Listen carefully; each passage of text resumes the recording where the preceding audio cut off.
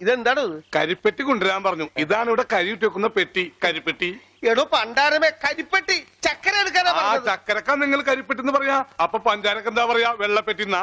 ഇക്കണക്കിന് കുന്തിരിക്ക എടുക്കാൻ പറഞ്ഞ താൻ കുന്ത ഉരുക്കി കൊണ്ടുവരുമല്ല. ഈ മരപ്പട്ടിനാണ് ഞാൻ കരിപ്പെട്ടി എടുക്കാൻ ഏൽപ്പിച്ചത്.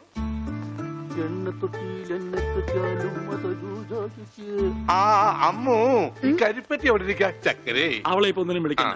ചക്കരൊക്കെ ഞാൻ എടുത്ത നീ എന്ന് ആ ആടലോടകം കൊണ്ടുവന്നിട്ടുണ്ടോ നോക്ക്. ആട് ഒരു ലോഡാ? അജമാംസ രസായനത്തിനാ? എന്തേ കൺഫ്യൂഷനായ? ഓമനക്കുട്ടേട്ടാ, എന്തോ ഇത്തിരി നെല്ലിക്ക് അപ്പുറത്ത് കൊണ്ട് കൊടുക്കുവോ?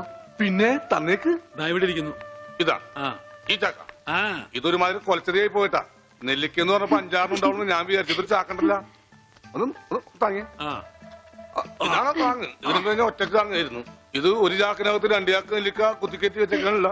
ഒടുക്കത്തെ കാനും. മാഷെ കൈപ്പുണ്യം എന്ന് പറയുന്നത് എന്താ വെച്ചോ? മാഷെ അടുപ്പേ കയറാനുള്ളതെല്ലാം കയറിയല്ലോ. അച്ഛന്റെ നിർദ്ദേശപ്രകാരം എല്ലാം ചെയ്തിട്ടുണ്ട്. എന്നാൽ ഇനി തല പൊതിച്ചിട്ടുള്ള സാധനങ്ങൾ ഏർപ്പാടാക്കിക്കൊള്ളൂ.